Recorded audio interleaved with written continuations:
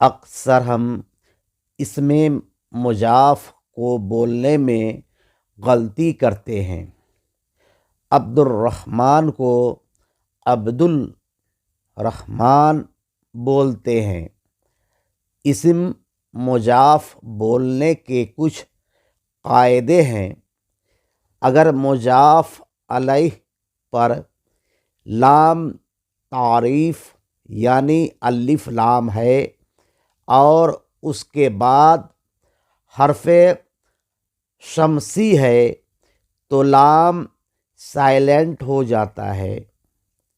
اگر حرف قمری ہے تو لام ادا ہوتا ہے، جیسے عبد الرحمن و عبد الوہاب۔ حرف شمسی و قمری کا نقشہ دیا ہوا ہے، یاد کر لیں۔